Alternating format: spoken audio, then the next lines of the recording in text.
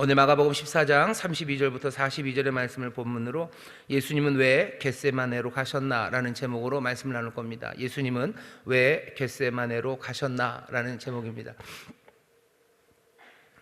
옛날에 80년대 말이었던 것 같은데요. 미술 하시는 화가분이 자기 돈을 탁탁 털어넣어서 영화 하나를 만드셨어요. 그 영화 제목이 달마는 왜 동쪽으로 갔는지, 달마가 동쪽으로 간 이유 그래서 영화가 하나 있었습니다. 굉장히 재미가 없었던 영화예요.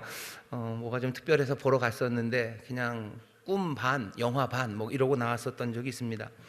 오늘 설교의 제목도 비슷합니다. 예수님 왜 겟세마네로 가셨을까? 예루살렘에서 유월절 식사를 하신 건 분명해요. 그리고 겟세마네는 아마 동쪽으로 내려가셨을 겁니다. 그러니까 굳이 그 영화 제목처럼 붙인자면 예수님도 왜 동쪽으로 가셨을까에 대한 질문입니다. 예수님이 예루살렘에 오시면 마가복음 같은 경우에는 예루살렘에 거의 한 번 오셔요. 요한복음에는 6월절 절기마다 예수님이 예루살렘에 몇 번 오십니다. 그러면서 설명을 한 걸 보면 예루살렘에 예수님이 오실 때마다 거하시던 지정된 숙소 같은 곳이 있었어요. 거기가 어디냐면 베다니, 우리가 알고 있는 마리아, 마르다, 나사로가 살았던 그 집에 자주 묵으셨던 것 같습니다. 그러니까 예수님이 예루살렘에 오시면요, 하루를 다 지내고 주무실 때가 되면 산을 내려가셔야 돼요. 예루살렘이 좀 높습니다. 그래서 계곡처럼 깊은 계곡이 있어요.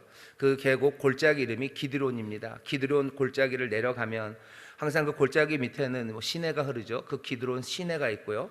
내려가고 그 다음에 이제 올라가야 돼요. 올라가야 되는 그 산이 감람산입니다. 감람이라는 건 올리브예요. 아마 그 산 기슭에 올리브 나무가 빼곡히 있었을 겁니다. 그 산을 넘어가면 거기 있는 동네가 베단입니다. 그러니까 예수님이 예루살렘에 오시면 예루살렘에 여관을 잡지 않으시고요, 그냥 그 집으로 가셨어요. 그러니까 사실은 쉽지 않은 길입니다. 고개 산비탈을 내려가시고 다시 감람산을 올라서 산 넘어 베다니로 가십니다. 오늘 우리가 읽은 본문을 보면요, 예수님이 아마도 예루살렘 어디선가 최후의 만찬이라고 했던 그 식사를 하셨어요. 그리고 나서 이제 밤이 깊었으니 사실은 베다니에 있는 마리아네 집으로 가면 됩니다. 그런데 그날 밤은 그럴 만한 밤은 아닙니다. 이 밤은 굉장히 결정적인 밤이에요. 우리가 아는 것처럼 이 밤이 지나고 나면 예수님은 새벽에 대제사장들에게 잡혀갈 거고, 그리고 연이어서 심판받고 재판받고 빌라도의 손에 십자가에 달리시는 그런 밤입니다. 이 밤은 예수님도 그 분위기를 아셔요. 대제사장들도 압니다. 이 밤이 넘어가면 안 돼요. 이 밤이 넘어가고 이 시간이 지나고 나면 예수를 따랐던 많은 사람들, 예수가 벌여놓았던 그 일들에 대해서 감당할 수 없는 일들이 벌어진다는 걸 대제사장들, 그 예루살렘의 권력자들도 압니다. 뭔가 결단을 내야 되는 날입니다. 그날 밤에 벌어진 일입니다. 예수님은 그날 밤에 어디로 가셔야 됩니까? 근데 이리도 갈 수도 있고 저리로 갈 수도 있어요. 하지만 예수님이 택하신 곳은 겟세마네입니다. 그냥 당연히 겟세마네로 가셨겠지라고 생각하는 건 좀 우리의 상상력을 우리가 너무 제한하는 거예요. 물어봐야 되죠. 왜 예수님은 그냥 베다니로 안 가시고 겟세마네로 가셨을까? 예수님이 겟세마네로 가십니다. 아니면 그러면 어디로 가야 됩니까? 어쩌면 제자들이 생각했던 예수님이 그날 밤에 행적 가셔야 될 곳은 아마 겟세마네는 아니었을 겁니다. 왜냐하면 그날 밤 예수님이 제자들과 함께 만찬을 했던 그날 밤, 그리고 그 주가 어떤 시간인지 제자들은 생생하게 기억을 합니다. 우리도 알아요. 예수님이 예루살렘에 입성하시죠. 예루살렘에 입성하실 때 온 이스라엘, 그 예루살렘의 사람들이 환호했어요. 호산나, 이제는 구원하시라고 호산나 노래를 부릅니다. 그냥 명절이 돼서 오는 모든 순례객들을 다 환영하는 이야기 노래일 수도 있지만 아니요, 그 노래는 좀 더 특별합니다. 뭔가 혁명에 성공했던 마카비에게 불렀던 노래고요. 뭔가 기대를 가진 사람들이 꽤나 많이, 예루살렘 전체가 나왔는지는 모르겠어요. 하지만 적어도 꽤나 많은 사람들이 예수님에게 호산나를 부르며 예수님을 환영했었습니다. 분위기가 그렇게 되어가요. 게다가 예수님이 예루살렘에 들어오기 바로 전에 어떤 일이 있었습니까? 베다니, 그 산 너머 동네 베다니에서 나사로라는 사람 하나가 죽었다 살아났다는 소식이 예루살렘 전체에 퍼져가고 있었어요. 사람들은 알아요. 갈릴리 저 먼 곳에 위대한 선지자 하나가 나타났고 뭐 세상에서 본 적이 없는 능력으로 사람들을 고치고 귀신들을 쫓아내고 뭐 소문처럼 소문에는 뭐 밤에 바다를 걸었다는 말도 있고요. 죽은 사람, 죽은 과부의 아들을 살려냈다는 이야기도 있고요. 5천 명을 먹였다는 이야기도 있고요. 뭐 어마어마한 일을 행한 사람이 점점점 예루살렘으로 오고 있다는 소식을 들었어요. 마지막 이야기는 나사로가 살았다는 이야기가 예루살렘 전체를 덮칩니다. 대제사장들, 예루살렘에 있는 권력자들은 떨고 있어요. 큰일 났죠. 이제 이 모든 사람들의 마음이 다 예수에게로 간 것 같아요. 우리는 어쩌면 망할지도 모른다는 생각이 거기에 있습니다. 예수님이 그렇게 예루살렘에 들어오셔서 하신 일은 예루살렘의 성전, 그 성전의 상을 뒤엎어 버리셨어요. 성을 막 뒤엎어 버리고 뭐 이 성을 허문다고 얘기하시고 이 성전을 허문다고 내가 사흘 만에 다시 짓겠다고 말하는데도 불구하고 대제사장들이 뭐 와서 물어보긴 하지만 잡아가지도 못합니다. 예수님이 하셨던 일들 그리고 그 분위기는요 점점점 고조되어 가고 있어요. 호산나, 구원자가 오셨다고 예루살렘 사람들이 노래하기 시작하죠. 성전을 뒤집어내는데도 아무도 뭐라고 제지하는 사람이 없습니다. 예수님은 막강한 권위와 힘을 지금 보이고 계셔요. 그리고 제자들과 함께 최후의 만찬을 하는 그 시간은 뭐 이제 이별을 앞두고 눈물 뚝뚝 흘리는 뭐 그런 분위기는 아닙니다. 6월절 축제의 저녁이에요. 제자들은 축제의 저녁으로 모입니다. 그리고 예수님이 이런저런 이야기를 하셔요. 이런저런 이야기를 하시는데 그 축제는 보통의 축제가 아니에요. 그 축제는 6월절입니다. 6월절에 해야 되는 말들은 해방에 관한 이야기예요. 자유함에 관한 이야기예요. 하나님께서 놀라운 능력으로 그 백성을 구원하는 이야기입니다. 6월절의 분위기는 그러니 굉장히 고조되고 달아오르죠. 여기 예수님이 계셔요. 능력의 주님이십니다. 그리스도라고 고백했던 바로 그분이 이 6월절 예루살렘에 계셔요. 해방, 하나님의 능력, 구원, 이제 이끌어내심, 새로운 소망 그런 것들이 가득한 분위기입니다. 그러니 최후의 만찬의 분위기는 뭐 설레임이죠. 설레임이 가득합니다. 뿐만 아니에요. 예수님께서 오늘 우리가 읽은 마가복음 조금 앞에 14장 25절 보면 이런 말씀도 하셔요. 진실로 너희에게 이르노니 내가 포도나무에서 난 것을 하나님 나라에서 새 것으로 마시는 날까지 다시 마시지 아니하리라 하십니다. 그러니까 포도주 잔을 드시고서 자 이제 포도주 잔을 들고 이제 뭐라고 얘기를 해야 되죠. 6월절에 사람들이 먹는 순서가 있습니다. 떡을 먹으면서 나물을 먹으면서 포도주를 마시면서 한마디씩 해요. 그 하는 말들은 다 하나님의 구원을 찬송하는 말이죠. 하나님의 약속을 다시 한번 상기시키는 그렇게 소망 넘치는 이야기들을 함께 하면서 보통은 그 식탁의 주인 아버지가 그 일을 합니다. 그 온 가족들이 즐겁게 먹고 마시는 거예요. 예수님께서 잔을 드시며 하시는 이야기는 보통의 6월절의 말과 달랐습니다. 25절의 말씀을 다시 한번 읽어보시고 들어보세요. 어떤 느낌인지. 진실로 너희에게 이르노니 내가 포도나무에서 난 것을 하나님 나라에서 새 것으로 마시는 날까지 다시 마시지 아니하리라. 이거 무슨 포도주 끊겠다는 얘기인가요? 천국에 갈 때까지 난 포도주 안 먹겠다 그런 얘기 아닙니다. 이건 약간 뭐 느낌이 이런 거예요. 뭔가를 아주 단호하고요. 그리고 장엄한 뭐 출정식이죠. 이런 식으로 이해하시면 돼요. 다음에 우리가 만나 잔을 들 때는 해방된 조국에서 잔을 들게 될 것이오다 뭐 이러는 거예요. 다음에 우리가 잔을 들 때는 해방된 조국에서 할 거예요. 내가 다음에 이 포도주를 우리가 함께 마실 때는 하나님 나라에서 먹을 거다. 그러니 어쩌면 이 밤이 지나고 내일 우리가 포도주를 먹을 때는 그때는 뭐야? 하나님의 나라에서 먹을 거예요. 지금까지는 엉망이 된 성전과 엉망이 된 세상이지만 예수님 말씀하시잖아요. 하나님의 나라에서 내가 하나님의 나라에서 이 포도주를 마실 때까지는 이제 다시 포도주 마시지 않을 거야. 다시 내가 포도주를 너희와 함께 마시는 그날은 하나님 나라에 설 거다. 해방된 조국에서 만날 거예요. 해방된 조국에서 마실 거예요.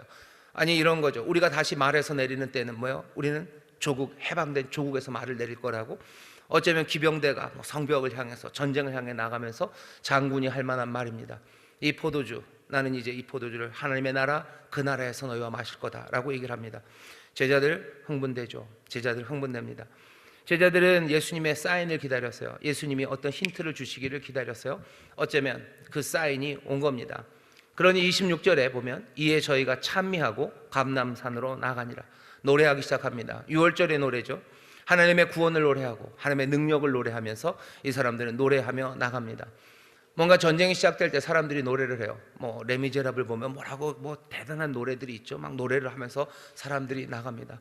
학도병들이 노래를 하며 나가요. 이 사람들도 구원의 노래 찬미를 부르며 나아가기 시작합니다. 예수님은 어디로 가셔야 돼요? 이런다면 어디로? 예루살렘 성 안으로 들어가셔야 됩니다. 제자들은 어쩌면 기대했을 거예요. 예루살렘 안에는 이미 예수님에 대하여 동조하는 사람들 많고요. 그 사람들은 얼마든지 예수님을 위해서 칼을 휘두를 준비가 돼 있는 사람들도 있습니다. 대제사장들도 알아요. 이러다가 모든 사람들의 마음이 다 예수에게로 가고 여기에는 극심한 혼란, 어쩌면 우리가 막아낼 수도 있을지 모르겠지만 아니 질 수도 있다는 생각이 대제사장들에게도 있습니다. 그런 상황에서 예수님이 이렇게 얘기하셨을 때 제자들이 바랬던 바는, 그리고 꿈꿨던 바는 머리가 복잡하게 돌아가죠. 내일 아침이면, 오늘 우리가 이렇게 일어나서 노래하며 나가요. 아마 칼을 휘두르고 무서운 일이 일어날지도 몰라요. 하지만 내일 아침이면, 내일 아침 해가 뜰 때면 우리가 그렇게 바라던 하나님의 나라가 이루어질 거라고. 예수님이 생각했던 그 나라는 아닐 겁니다. 적어도 제자들이 생각하고 많은 사람들이 생각했던 하나님의 나라, 뭔가 부패한 것이 사라지고 뭔가 예배가 새롭게 회복되고 뭔가 의의 깃발이 나부끼는 그런 새로운 나라, 하나님의 나라가 도래할 거라고 생각합니다. 그러면 예수님은 새로운 왕이 될 것이고 자기들은 그 나라에서 예수님 좌우에 있을 거예요. 얼마 전에 야고보와 요한이 물어봤었습니다. 예수님, 그 나라가 올 때, 당신의 나라가 올 때, 당신이 왕이 될 때, 제자들은 그거 기대하고 있어요. 마가복음 10장입니다. 나와 내 형제 야고보와 요한이 그러죠. 우리를 예수님 좌우에 앉혀달라고. 그렇게 막 엄마까지 동원해서 얘기를 해요. 그때 제자들이 어떻게 하면 달려듭니다. 달려들어요. 그 얘기 무슨 얘기예요? 제자들도 같은 생각을 하는 거죠. 다른 제자들은 그런 생각 하나도 없었다면 이게 뭔 소리야? 라고 했었을 거예요. 하지만 제자들은 이게 뭔 소리인지 모르지 않아요. 그 말 뜻이 무엇인지 분명히 압니다. 니들이 뭔데 좌우냐? 나도 좌우에 가질 자격이 있다. 뭐 그러면서 싸우는 거예요. 그것이 반증하는 바는 뭡니까? 제자들은 같은 생각들을 품고 있습니다. 새로운 왕이 될 거예요. 제자들에겐 가장 확실한 선택일 겁니다. 그리고 사람들이 어쩌면 기대했던 모습이요. 예수님은 어디로 가셔야 돼요? 그날 밤에 성 안으로 들어가셔야 돼요. 예루살렘으로 들어가셔야 돼요. 그리고 사람들은 그 목적을 이루기 위해서 뭔가를 해야 하는 그런 밤이라고 생각했습니다. 하지만 예수님은 그렇게 하지 않으셨어요. 예수님은 겟세마네, 예루살렘의 동쪽으로 산비탈을 내려가십니다. 산비탈을 내려가셔요. 예수님은 겟세마네로 가셔요. 자, 왜 그리로 가십니까? 그거 포기하시고 가시는 거 생각할 수 있죠. 예수님은 그런 식으로 군사적으로 정치적으로 뭔가 하나님의 나라를 이루려는 게 아니구나 라고 생각할 수 있어요.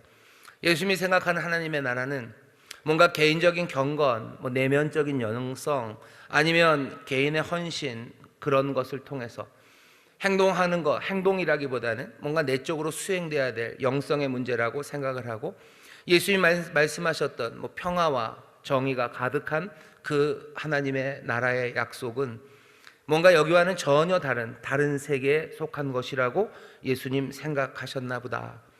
예수님이 소망을 말씀하시고 어떻게 살아야 된다고 말씀하셨던 모든 것들은 우리가 그냥 그렇게 개인적인 영성을 지키고 우리가 기도하고 우리가 착하게 그리고 하나님 말씀대로 살아가면 언젠가 하나님께서 하나님의 가장 좋으신 때에, 그때 하나님께서 이루실 그 일을 우리는 가만히 기다리면 되는 거다라는 옵션, 어쩌면 예수님이 그 생각을 하셨을 수 있습니다. 그럼 어떻게 하시면 돼요? 모든 예루살렘의 분란, 그 분란을 피해서 동쪽으로 내려가시면 돼요. 동쪽으로 내려가셔서 시내 건너, 어쩌면 또 감람산 넘어 베다니에서 묵으시든지, 아니면 예루살렘에서의 그 위험한 분위기를 감지하셨다면 어떻게 하면 돼요? 베다니에서 더 가시면 돼요. 더 가셔서 어쩌면 여리고 지나 요단강 건너 가시면 됩니다. 예전에 한번 그 길을 갔던 사람이 있어요. 다윗 그 왕이 압살롬의 반역, 그 반역에서 예루살렘을 떠납니다. 예루살렘을 떠나며 기드론 시내를 건너요. 기드론 시내를 건너고 그리고 산 넘어 결국 요단강을 넘어서 다윗이 도망가죠. 눈물을 흘리며 도망갔던 그 길이 있습니다. 예수님도 그냥 그렇게 가시면 돼요. 거기 가서 어느 곳 조용히 숨어서 뭔가 믿음의 공동체들을 만들면 되죠. 거기서 거룩하게 살고 기도하며 살아가면 돼요. 그러면서 기다리는 거죠. 하나님의 때에 하나님께서 말씀하셨던 그 공의와 평강의 세상을 만드시기를 기다리면 됩니다. 그렇게 했던 사람들도 있어요. 쿰란 공동체라고 예수님 당시에 그렇게 하나님께서 빛의 아들을 보내실 것을 기대하며 어둠에 속하지 않고 우리는 빛의 자녀의 삶을 살면서 그날을 조용히 기다렸던, 어쩌면 광야로 피해서 사람들의 손이 닿지 않는 곳, 발이 닿지 않는 그곳, 그 유다 광야의 동굴에서 살면서 하나님의 나라를 기다렸던 그런 사람도 있습니다. 예수님도 그렇게 가시면 돼요. 더 동쪽으로 가시면 돼요. 근데 예수님은 그렇게 가지 않으셔요. 예수님은 베다니로 가지 않으셔요. 요단강을 건너가지 않으십니다. 예수님 어디 계셔요? 그냥 겟세마네 그곳으로 가십니다. 그 밤은 예수님이 잡히시던 밤이에요. 대제사장들이 뭔가 일을 꾸미는 밤입니다. 그리고 사람들은 예수님이 뭔가를 해야 되는 밤이라고 모두들 알았던 그 밤입니다. 그 밤에 예수님은 어디로 가셔요? 겟세마네로 가십니다. 겟세마네로 가셔요. 그리고 거기서 머무르셔요.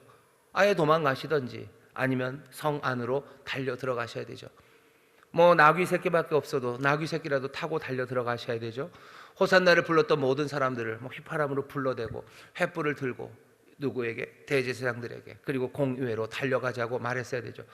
죽이 되든 마비 되든, 아니 예수님의 특별한 능력이 있었다면 뭐 천사가 도우면 더 좋고, 천사가 없더라도 예수님이 무리를 걷는데 뭐 성벽이라고 못 올라가겠습니까? 예수님께서 수많은 사람들, 귀신들을 쫓아내는데 달려나오는 대제사장의 뭐 노복들, 그런 사람들, 그것 하나 못 물리치겠습니까? 그러나 예수님 그렇게 하지 않으시고 겟세마네로 가십니다. 겟세마네로 가셔요. 가셔서 뭐 하십니까? 가셔서 기도하셔요. 가셔서 기도하시는데 뭐 거룩하게 하나님을 향하여 손을 높이 들고 가장 아름다운 말로, 그리고 가장 아름다운 시로 하나님의 영광과 그리고 하나님이 하실 일을 높여 찬양하는 그런 기도가 아닙니다. 겟세마네라는 곳이, 이곳이 올리브 기름 짜는 틀이라는 뜻입니다. 그 기름 짜는 틀이라는 뜻이 겟세마네예요. 그 히브리어, 아람어 거의 그 어족이 비슷해서요. 같은 방식으로 말해요. 기름 짜는 곳. 어쩌면 그 말이 굉장히 이상한 느낌이에요. 기름을 짜는 곳. 어디선가는 땀방울이 핏방울이 되도록 기도를 하셨대요. 자기 모든 것들을 다 짜내는 거예요. 뭐 착즙, 뭐 육즙, 막 이런 얘기들 하죠. 육수가 흐른다고 그러죠. 여기 겟세마네라는 곳에 가셔서 예수님 기도하시는데, 오늘 본문 보면 베드로와 요한을 데리고 33절입니다. 가심에 심히 놀라시며 슬퍼하셔. 예수님 겟세마네에서 놀라시고 슬퍼하십니다. 당황하고 계셔.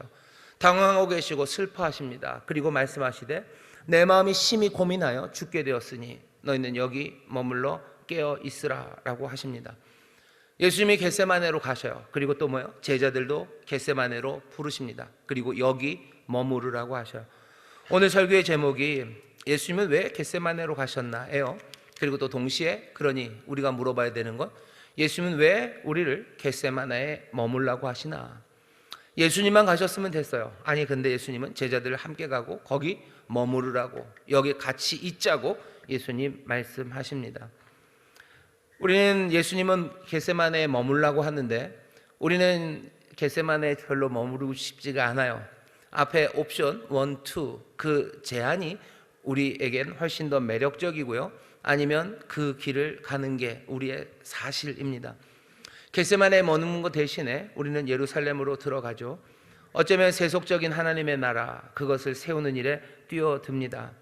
뭔가 하나님의 나라를 위해서 뛰어들어가죠. 그래서 뭔가를 막 부딪히고 뭐 싸워나가는 그 일로 가든지, 아니면 옵션 2예요. 더 동쪽으로 가는 거죠.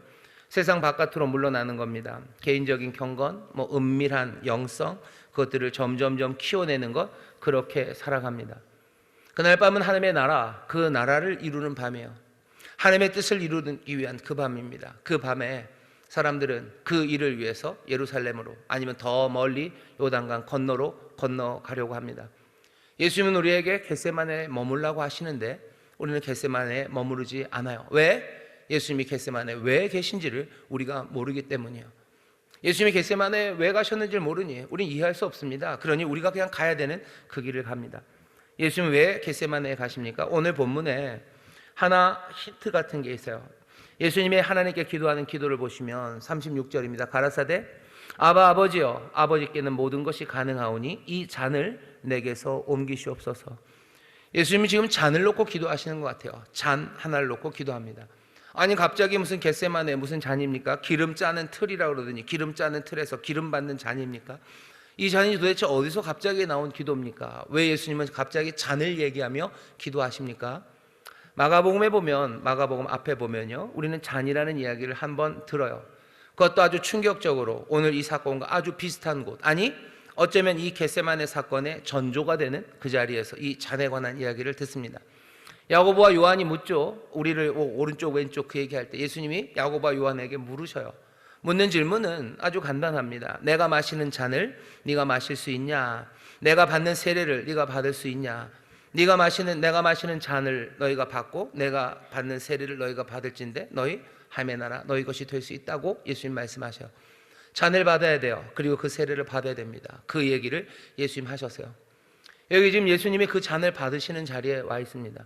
예수님이 이 잔을 받으셔요. 이 잔을 지금 받아 드시는 겁니다. 예수님이 세우려는, 예수님을 통해서 또 하나님이 이루시려는 그 나라는 적어도 제자들이 생각했던 그것과는 전혀 다른 겁니다. 전혀 다른 나라요. 하나님의 나라가 오지 않습니까? 아니요. 예수님 분명히 하나님 나라 온다고 얘기하셔. 하나님의 나라는 분명히 옵니다. 근데 그냥은 아니에요. 이 잔을 통해 옵니다. 잔을 마시는 것을 통해 와요. 그리고 세례를 통해 옵니다.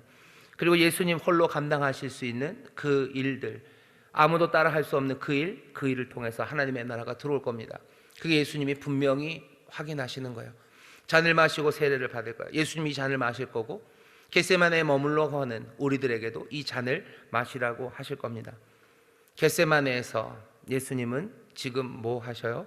예수님은 지금 선택의 기로에서 이 잔을 받으시는 겁니다. 잔이 만만합니까? 만만하지 않아요. 예수님 뭐예요? 조금 이런 말 하면 그런데 예수님 조금 쪼으셨죠? 조금 움츠려 드십니다. 보면 보세요. 아버지요. 아버지께는 모든 것이 가능하오니 이 잔을 내게서 옮기시옵소서. 이 잔을 내게서 옮기시래요. 하지만 나의 원대로 마시고, 하나님 예수님 원하시는 거 이 잔 안 받는 게 예수님 원하시는 거예요. 그래도 아버지의 원대로 하시라고 기도합니다. 하나님께서 이 잔을 마시는 거 말고 다른 길이 있는데 그걸로 할래? 라고 했으면 예수님이 얼마든지 그 길이 좋겠습니다 라고 말씀하셨을 거예요. 하지만 하나님이 대답을 안 하시죠. 잔을 내미시고 대답 안 하시면 그건 대답입니다. 마셔야 된다는 거예요. 아버지의 원이면 이제는 받아야 합니다. 예수님께 내밀어진 그 잔, 예수님의 안에 있는 모든 것들이 그것들을 거부하지만 내가 원하는 게 아니라 하나님이 원하시는 대로 하기를 원하며 그 잔을 받아듭니다. 예수님이 겟세마네에서 하시는 건 뭐예요? 그 잔을 받아들이는 거예요. 잔을 받아들이는 그 자리는 예수님의 싸움입니다. 예수님은 지금 싸우고 있어요. 예수님 안에 있는 모든 것과 그리고 예수님에게 달려드는 모든 악한 사람들과 악한 영들과 그리고 세상의 모든 어둠의 세력이 지금 예수님에게 달려들고 있는 겁니다. 그 적과 싸우는 그 싸움의 잔을 예수님 받아 드시는 겁니다. 예수님이 이제 마주하실 것은 세상의 그 모든 적들을, 그 어둠의 세력들을 홀로 맞이하실 거예요. 십자가 그 위에서 벌거벗겨진 채로 어떤 갑옷도 없습니다. 어떤 동료도 없습니다. 홀로 맞이해야 되는 그 잔을 지금 예수님이 받아 들고 계시는 곳, 그곳이 겟세마네입니다. 예수님은 그래서 그 잔을 받으러 가셔요. 그 잔을 받으러 가셔요. 그 잔의 결단을 위해서 그리로 가셔요. 그리고는 어떻게 하셔요? 우리도 그곳에 머물라고 하십니다.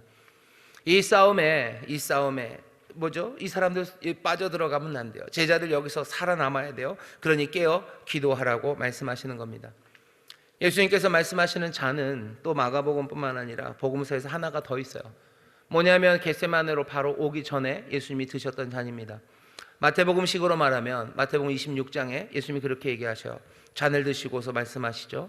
죄 사함을 얻게 하려고 많은 사람을 위해서 흘리는 바 나의 피 곧 언약의 피라고 예수님 말씀하셔요. 그 잔에는 언약의 피, 모든 사람의 죄를 위해서 그들을 구원하기 위해서 흘리시는 예수님의 피가 거기에 담겨져 있습니다. 6월절에 마시는 포도주는 그런 의미는 아니었어요. 하지만 예수님이 이제 그 피를, 그 잔을 새로운 의미로 말씀하셔요.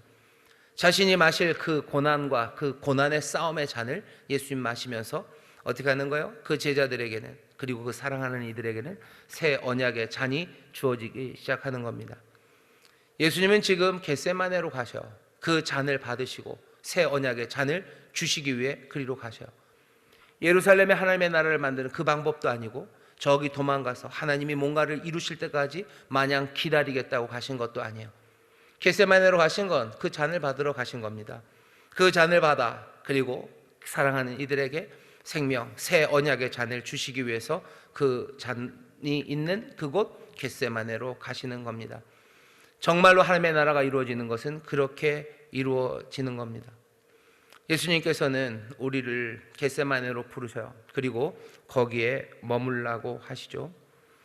우리가 겟세마네로 인도함 받았다는 것, 그것 다시 한번 기억하셔야 돼요. 그러면 거기서 머물러서 우리가 해야 되는 일 뭡니까? 우리도 그 잔을 마시는 겁니다. 하지만 겟세마네는 만만한 자리가 아니에요. 겟세마네는 잠들 수 있는 자리입니다. 어떻게 거기서 잠을 잡니까? 여기서 잠든다는 얘기는 굉장히 슬픈 이야기입니다. 여기 보셔요. 예수님이 다시 오십니다. 40절 보시면 다시 오사 보신즉 저희가 자니 이는 저희 눈이 심히 피곤함이라 저희가 예수께 무엇으로 대답할 줄을 알지 못하더라. 얘기가 좀 이상하죠? 예수님이 와서 보니 그 사람들이 자고 있었대요. 자고 있다는 걸 발견했습니다. 어떻게 그 사람들이 자고 있다는 걸 아셨어요? 예수님 기도하다 계속 실눈으로 보셨어요? 그래서 저것들 자고 있네 그러면서 기도하셨나요? 아니요. 와보니 이 사람들은 잔다라고 하셔요. 이 사람들이 자는 증거는 뭐 입에 흘린 뭐 침이 아니에요. 아니, 이 사람들이 뭐 기지개 켜면서 일어나서 그런 것 아니에요. 이 사람들이 잔다라고 예수님 말씀하시지만 잔다라는 판단의 근거는 두 가지입니다. 하나는 눈이 심히 피곤해요. 그 사람들의 눈이 심히 피곤하고 뭐요? 예수께 무엇으로 대답할 줄을 몰라요. 무슨 말을 해야 될지 이 제자들 모릅니다. 여러분, 이 제자들 그냥 그 전 저녁에 술 잘 먹고 포도주 많이 마셔서 취해서 밤이 늦어서 지금 잠든 것 같으세요? 이 밤이 어떤 밤인데 이렇게 잡니까?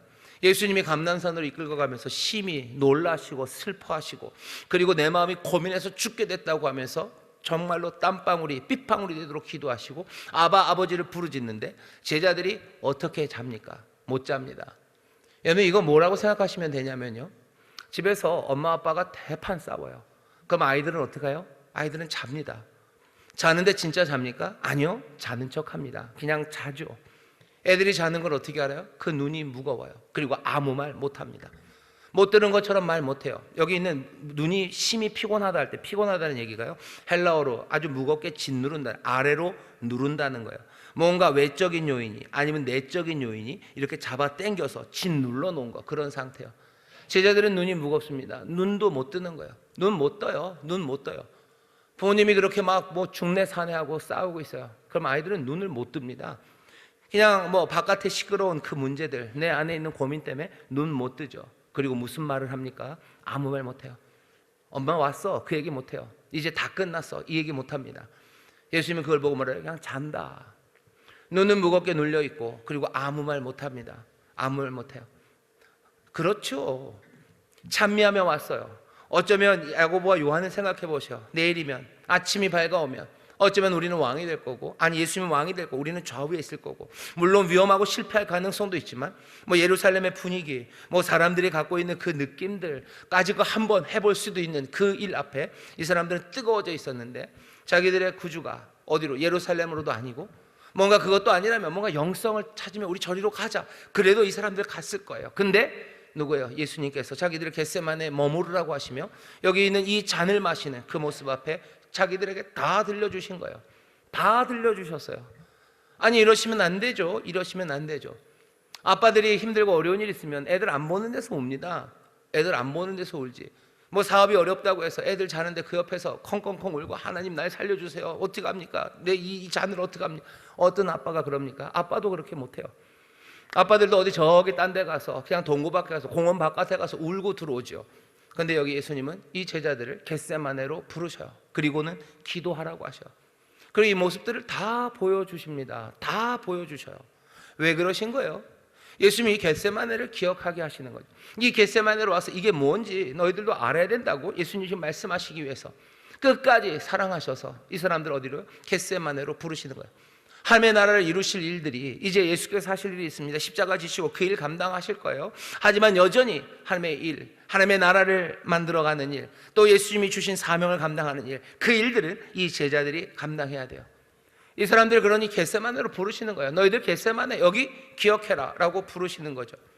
적대적인 세상입니다. 이 세상에 정말로 무기를 들고 나가 싸워서 힘으로 세상을 어떻게 해봐라, 너희들이 가진 모든 힘들을 동원해서 이 세상을 뒤집어라 라고 예수님이 이끌어 가신 게 아니에요. 만약에 주님이 그렇게 이끌어 가셨다면 제자들은 그것 기억할 겁니다. 주께서 말 달리셨어요. 말이 없으시면 나귀로, 뭐가 없으면 뭐 나무 곡괭이라도 들고 싸우셨던, 뭐 처절했던 우리의 주님처럼 우리도 하나님의 나라를 위해서 그렇게 싸우겠다. 어쩌면 그렇게 갈 수도 있어요. 하지만 예수님 그렇게 하지 않으셨죠. 예수님 멀리 저 요단강 건너, 아니 저 유다 거칠은 광야 그 들판, 아니 그 계곡 깊은 곳에서 뭔가 사람들 모아놓고 어렵고 힘들어도 여기서 경건하게 살아가며 세상과 섞이지 말고 너희들 안에 마음의 평안을 만들면서 하나님께서 세상을 바꾸실 그날을 기다리자 그랬으면 제자들 갔을지도 모릅니다.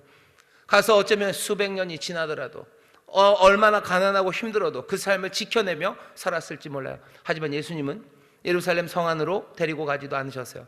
예수님은 그날 밤에 예루살렘 성 안으로 달려들어가지도 않으셨고 저 요단강 건너 황량한 광야로 나가시지도 않았어요.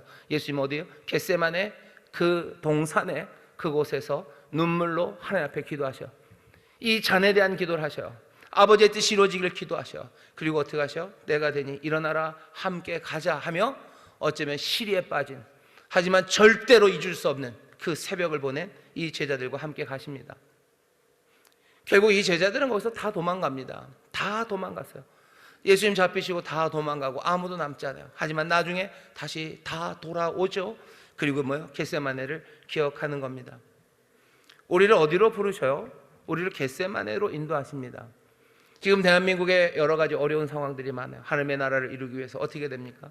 우리가 갖고 있는 모든 힘을 다 동원해서 뭐 이길 수도 있어요. 아니 질지도 모르지만 하나님의 모든 능력을 다 동원해서 그 모든 것들과 싸워 나가기 위해서 달려가야 합니까? 아니면 저 골방으로 들어가 하나님 앞에 내 거룩한 삶, 내 안에 평안을 누리기 위해서 우리는 그렇게 기도하며 살아야 됩니까? 예수님께서 하나님의 나라를 이루어야 되는 그 결정적인 시간에 우리를 겟세마네 그곳으로 부르십니다. 겟세마네는 어디예요? 잔을 마시는 곳이에요. 겟세마네는 잔을 마시고 세례를 받는 곳입니다. 겟세마네로 들어가요. 그곳은 금식하는 곳이에요. 그곳은 기도하는 곳입니다. 예수님 배신의 고통, 이제 잡을 자가 옵니다. 다윗도 압살롬의 배신이요, 자기가 사랑했던 사람들의 배신입니다. 그 배신에 기드론 그 골짜기를 내려가요.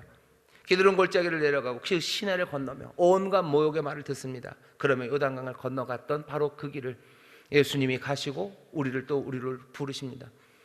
겟세마네는 배신, 그 배신의 매운 고통, 그 고통을 당하는 곳입니다. 많은 사람들의 비난과 모욕이 있는 곳이요, 하나님의 목적과 씨름하는 모호하고 고통스러운 자리입니다. 예수님도 씨름하셔. 이게 하나님의 뜻입니까? 라고 씨름하시는 곳이요, 그리로 우리를 부르시는 겁니다. 우리가 오해했을지도 모른다고 생각하게 하는 곳이 겟세마네입니다. 이 길이 아닌가요? 이 길이 아닌가요? 이 잔 말고 다른 것은 없나요? 예수님 물어보시죠. 우리도 그렇게 우리가 이해하고 우리가 생각하는 거, 그거 뭐가 잘못된 건 아닐까? 우리가 오해한 건 아닐까? 라고 고민하는 그 자리로 우리를 부르셔. 혹시 다른 길이 있는 건 아닐까? 다른 길이 있으면 어쩌나? 라고 괴로워하는 그 자리로 우리를 부르셔. 친구와 가족들, 그 사람들이 오해를 사기도 하는 그런 자리로, 그 자리로 우리를 부르셔요. 우리 모두를 그 자리, 그 두려운 상태로 부르십니다. 예수님은 우리를 그리로 부르셔요. 우리를 그리로 부르십니다. 제자들은 잠들어 있어요. 눈 감고 어쩔 줄을 모릅니다. 예수님 뭐라고 하셔요? 깨어 기도하라고 하셔요. 입을 열라는 거죠. 눌려 있으면 안 돼요. 일어나야 돼요. 일어나 주 앞에, 하나님 앞에 기도해야 합니다. 예수님 죽게 되었어도 기도하십니다. 고민마다도 하나님 앞에 묻습니다. 아바, 아버지라고 부르며 그분의 일을 위해, 하나님의 뜻을 위해, 아버지의 뜻을 위해 자기의 부르심, 그것들을 놓치지 않고 일어섭니다. 겟세마네는 그런 자리예요. 우리를 주님께서 그 자리로 부르십니다.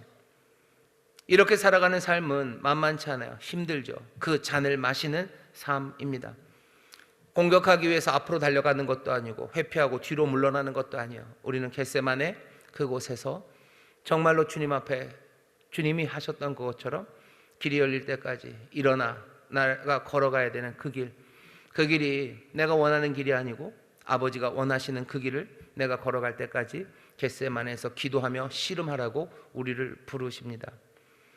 우리는 세상의 사람들과는 달라요. 예수님이 우리를 겟세마네로 부르셨다는 걸 기억하셔야 됩니다. 지금 대한민국의 많은 교인들, 성도들이 고민하고 있어요. 하나님의 나라, 뭔가 악하고 혼란스러운 세상에 정말 하나님의 뜻이 이루어지는 좋은 세상을 만들기 위해서는 뭘 해야 될까? 우리가 가진 모든 힘으로 앞으로 가야 되나? 아니면 그 모든 것들은 다 버리고 우리의 영성, 우리의 선량함, 또 우리의 거룩함, 하나님의 뜻이 이루어지기를 그냥 기다리며 앉아 있어야 되나 고민하는 자리에 있습니다. 지금 이 시간은 그 밤 같아요. 그 밤, 뭔가 일이 벌어질 것 같은 밤. 이 밤이 지나고 나면 무슨 일이 일어날 것 같은 그런 시간들, 그 시간들에 우리는 하나님의 백성으로서, 새 언약의 백성으로서, 예수님의 제자로서 오늘 이 말씀을 듣습니다. 우리가 따라야 되는 이는 우리를 겟세마네로 인도하시는 분입니다. 이분은 세상의 어떤 리더와도 달라요. 예루살렘으로 달려가자는 리더와도 달라요. 저 요단강 건너, 아니면 저 유다 광야, 저 조용한 곳으로 나가자고 하는 이들과도 다릅니다. 자기의 권력과 힘을 뽐내는 이들과도 달라요. 대중들에게 영합하는 그런 어쩌면 우유부단한 그런 세상의 지도자들과도 다른 그분을 따라가는 겁니다. 기도하라고 하시죠. 기도하라고 하셔요. 이끄는 곳이면 어디든지 가겠다는 그 마음으로, 그것이 고통이고 어렵고 힘들어도 그리로 우리를 인도하시는 그분, 우리의 따르는 우리의 지도자, 우리의 주님은 그런 분이십니다. 우리는 각자의 소명, 어쩌면 각각의 제자들은 그곳에서 자기의 잔, 자기의 부르심을 위해서 기도해야 할 겁니다. 우리 교회가 처음 시작하고 얼마간은요, 저녁마다 8시에 하는 기도, 그 기도의 모임을 겟세마네 기도회라고 그랬습니다. 겟세마네 기도회라고 원로 목사님이 이름을 지었어요. 그러니까 매일매일 우리는 겟세마네로 옵니다. 겟세마네로 와서 고민하는 거예요. 겟세마네로 와서 주 앞에 묻는 거예요. 겟세마네로 와서 다시 한번 내 잔을 주께서 채우시면 이 잔을 내가 마실 것을 어쩌면 묻고, 아닌가 묻고, 또 묻고, 그리고 또 다시 일어나 내게 맡겨주신 사명을 향해 걸어가는 우리는 겟세마네 기도회를 밤마다 했었습니다. 어느 때서부터인가 교회에서 그 이름을 바꿨어요. 원로 목사님이 성령 충만 기도회라고 바꿨어요. 이제 더 이상 겟세마네는 아니고 뭐 성령 충만으로 나가자, 분위기의 전환, 뭐 그런 건 아닐 겁니다. 각자의 소명을 위해서 씨름하는 그 겟세마네의 자리에서 아마 사람들마다, 제자들마다 기도해야 될 기도가 있을 겁니다. 베드로는 베드로의 잔을 마셔야 되겠죠. 안드레는 안드레의 잔을, 요한은 요한의 잔을 마셔야 될 겁니다. 겟세마네에 와서 기도하셔요. 겟세마네 이곳에 오셔서 기도하셔요. 청년들은 아마 다른 방식으로 자기의 소명을 찾아야 될 겁니다. 평생 동안 내가 헌신하고 내가 섬겨야 될 그 길, 내가 그 잔을 내게 보이시라고, 내가 마셔야 될 잔, 그 잔을 내가 감당하겠다고 기도하며 하나님 앞에 부르짖어야 될 겁니다. 장년들은 좀 달라요. 벌써 인생의 중반전이죠. 인생의 중반전이니 내가 벌려놓은 일들이 많아요. 벌려놓은 것들이 다 매끈하고 아주 성공적이었으면 좋겠는데 그렇지 않죠. 내가 벌려놓은 모든 일들이 얽히고 설켰어요. 내 삶의 발목을 붙잡고 내가 사랑하는 사람들의 발목을 붙잡은 내 인생의 그 과거들이 있는 사람들입니다. 그래도 앞으로 걸어가야 될 길들이 있죠. 내 인생에 얽힌 것과 또 새로운 기회들, 또 내 삶의 모든 실망과 아픔들, 그 실패들, 그 한복판에서 내게 이제 맡겨주신 내 잔이 무엇인지 내가 묻기 시작해야 돼요. 주 앞에 내가 어찌 살아야 될 건지, 내가 감당해야 될 잔이 뭔지, 하나님의 나라를 위해서 하나님 나를 어디로 부르시는지 겟세마네 그곳에서 기도하는 겁니다. 기도하고 주께서 그때가 우리에게 주어졌을 때 일어나라, 함께 가자, 일어나 걸어가기 시작해야 되는 거예요. 예수님은 우리를 겟세마네로 부르십니다. 아, 왜 청년과 장년만 얘기하고 노인들은 얘기 안 합니까? 노인들 기도하셔야 됩니다. 끝까지 십자가를 따르는 삶, 그 삶의 모범이 되기를, 내가 십자가 따르는 삶으로 이제껏 내가 잘못된 길, 어떤 여정을 걸어왔건 내 마지막에 그 피니시가 정말로 십자가의 길을 따르는 예수의 사람이 되기를 사모하고, 그러기 위해서 내가 어찌 살아야 될지 내 잔을 놓고 하나님 앞에 기도해야 돼요. 만만하지 않아요. 고민이죠. 고민이고 가슴 아픈 일이고 모호하고 이게 뭔지 모르는 애탐입니다. 눈은 점점 내려오고, 그리고 뭐라고 할 말을 알 수 없는 그 경랑 속으로 예수님은 우리를 불러들이시는 겁니다. 겟세마네에서 기도하십시오. 겟세마네에서 무릎 꿇으십시오. 예수 믿는 사람들은 언제나 평안하고 마음의 안정을 누려야 됩니까? 아니요, 그렇지 않습니다. 그건 제일 좋게 말하면 반쪽짜리 진리예요. 가장 나쁘게 말하면 그건 예수님에 대한 배신입니다. 겟세마네의 예수님에 대한 배신이에요. 겟세마네로 우리를 부르시는 예수님에 대한 배신이에요. 예수님은 우리를 겟세마네로 부르셔요. 고민하는 자리로 부르셔요. 우리에게 평안과 안정을 주십니다. 하지만 우리를 겟세마네로 우리를 인도하시는 주님이십니다. 주님이 가신 곳, 우리를 부르신 곳입니다. 무릎으로 이겨 나가야 하는 곳입니다. 내 잔을 받아야 되는 곳이요. 이건 여기서 끝나는 게 아니에요. 그냥 겟세마네에서 계속 있을 것 아니에요. 우리가 정말로 겟세마네로 오고 그리고 나갈 그곳으로 우리를 먼저 부르신 겁니다. 어쩌면 우리는 매일매일 겟세마네로 와야 될 겁니다. 와서 묵고 그 잔을 받고 다시 겟세마네를 내려가겠죠. 함께 일어나 걸어가는 그 길이 예수님이 결국 하나님의 뜻을 이루는 길로 걸어가십니다. 예수님은 십자가를 져야 되는, 어쩌면 아무도 할 수 없었던 그 일을 하러 가실 거예요. 우리는 겟세마네 와서 이제 일어나 어디로 갑니까? 청년은 청년대로, 장년은 장년대로, 노년은 노년대로 각각이 내게 맡겨주신 그 삶이 있어요. 그것 따라 걸어가는 겁니다. 우리는 무조건 공격하고 앞으로 가는 사람이, 아니 그것도 아니야, 후퇴하고 뒤로 물러나는, 아닙니다. 우리는 겟세마네, 주와 함께 겟세마네 가서 머물고 고민하고 몸부림치고 주 앞에 묻고 다시 한번 내 잔을 높이 들며 주를 따라 갑니다. 눈이 내려온 사람들, 뭐라고 할 말이 없는 사람들, 그 사람들은 자는 사람들이에요. 겟세마네 와서 자는 사람들 많습니다. 인생의 고민에 눌려버리는 거죠. 뭐라고 기도할 바가 모르죠. 주님 앞에 뭐라고 말해야 될지는 모릅니다. 성령님이 하시는 일은 뭡니까?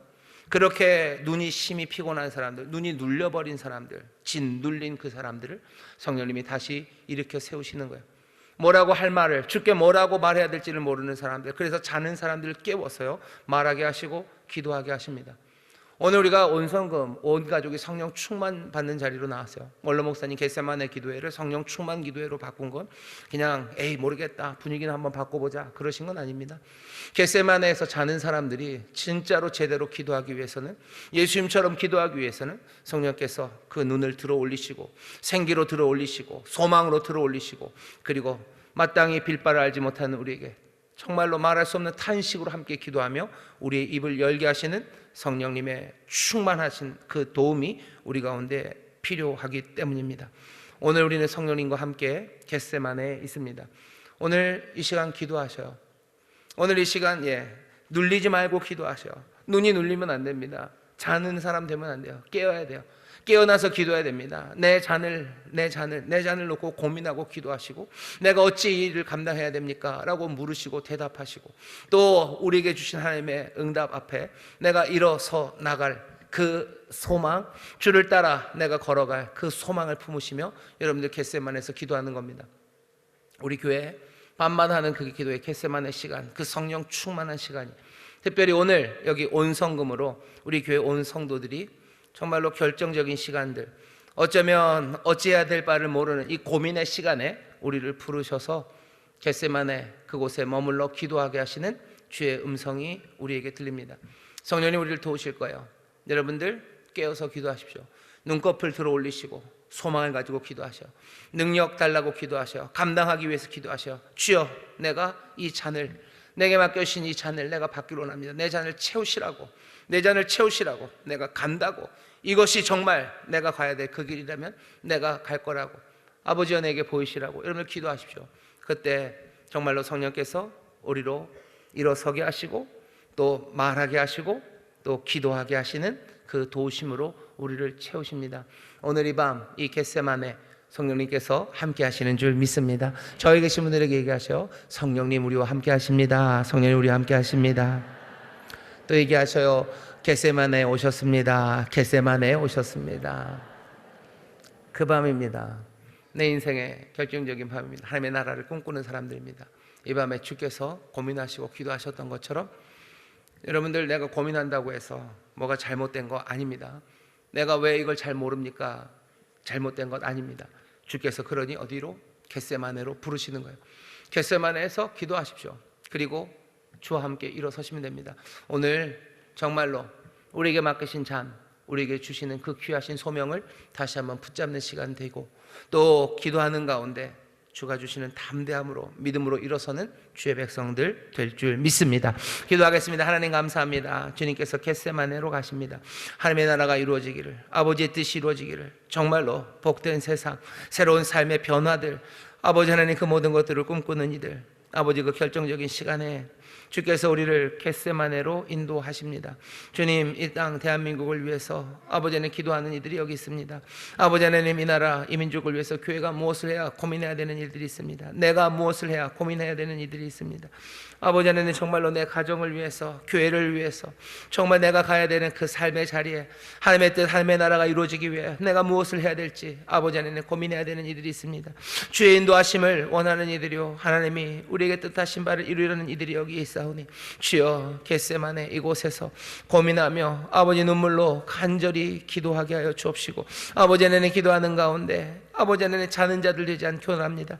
아버지 무거움에 눌리고 어찌할 바를 몰라 아버지 기도할 수 없는 우리를 성령님 이제 도우시고 깨우시사 우리로 주님처럼 기도하는 이들, 그렇게 주님처럼 하나님의 나라를 위해서 정말로 아버지의 뜻을 위해서 일어서 걷는 하나님의 자녀들, 예수의 사람들 되게 하여 주시옵소서. 오늘 이 겟세마네가 은혜의 자리가 될 줄 믿습니다. 이 겟세마네가 하나님이 응답하시는 자리가 될 줄 믿습니다. 우리에게 소명을 주시는 자리가 될 줄 믿습니다. 우리를 일으켜 세우시는 자리요, 성령의 충만함을 누리는 자리가 될 줄 믿사오니 주님 영광 받으시고 성령님 우리 가운데 역사하여 주시옵소서. 감사드리며 예수님의 이름으로 축복하며 기도하옵나이다. 아멘.